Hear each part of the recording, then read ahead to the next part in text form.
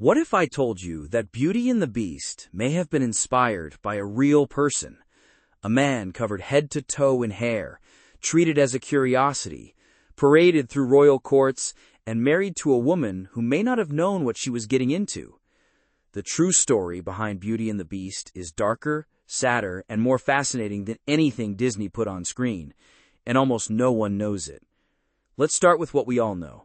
In 1991, Disney released Beauty and the Beast, and it became the first animated film ever nominated for Best Picture. The story was simple and beautiful. A selfish prince is cursed to look like a beast until someone loves him for who he really is. Belle, a book-loving woman in a small French village, sacrifices herself to save her father, learns to see past the beast's appearance, and breaks the curse with true love's kiss. Every character is memorable. The talking candlestick, the teapot, the enchanted rose counting down the days. It's a story about looking past appearances, about seeing the human inside the monster. But here's the question almost nobody asks. Where did this story come from? Was there ever a real beauty? Was there ever a real beast? The year is 1537. On the island of Tenerife, in the Canary Islands off the coast of Africa, a boy is born. His name is Petrus Gonsalvus, and from the moment he enters the world, he is different. Petrus has a condition that medicine would eventually call hypertrichosis, a rare genetic disorder that causes thick, soft hair to grow across the entire face and body. Today, fewer than 100 cases have ever been recorded in all of medical history. In the 16th century, it was seen as something between a wonder and a curse. When Petrus was about 10 years old, around 1547, he was sent from the court of Margaret of Parma, regent of the Netherlands, to the court of King Henry II of France. Think about what that means. A child, taken from his home, presented to a king like a gift. But what happened next is more complicated than you might expect. Henry II didn't lock Petrus in a dungeon. He didn't treat him as a slave. Instead, the king made a decision that was unusual for the time. He gave Petrus a nobleman's education. Petrus learned Latin, French, philosophy, and court manners. He was dressed in fine clothes. He was brought into the highest social circles in France. But make no mistake, he was not free.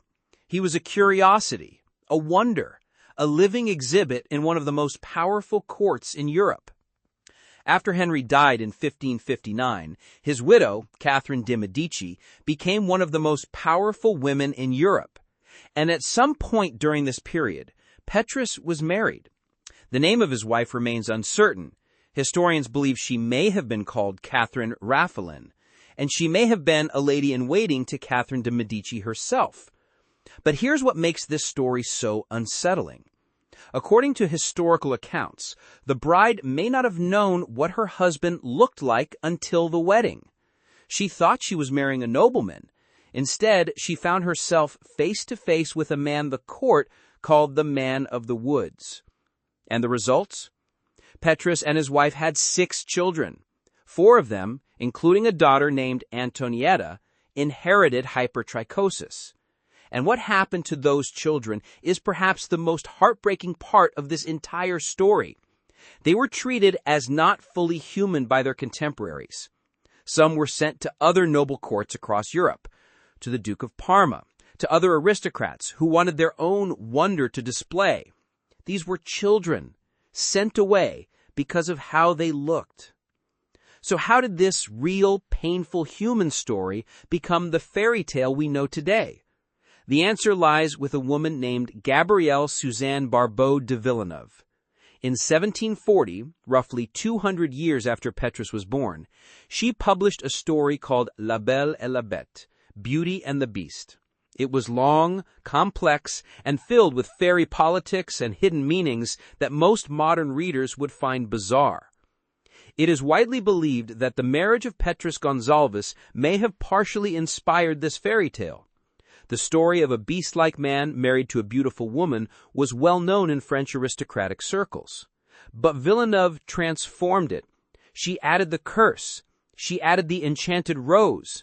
She added the idea that the beast was really a prince trapped inside, that his monstrous appearance was temporary, something that could be broken by love.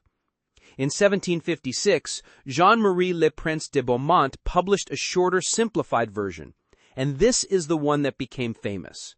She stripped away the politics and the fairy world and focused on the moral. Beauty is in the eye of the beholder. 200 years later, Disney took Beaumont's version and gave us the singing teapot and the ballroom dance and the golden gown. But here's what gets lost every time we retell this story.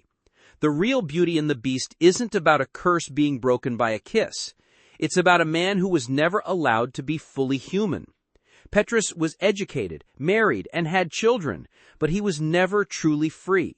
He was always a wonder, always a curiosity, always defined by how he looked rather than who he was.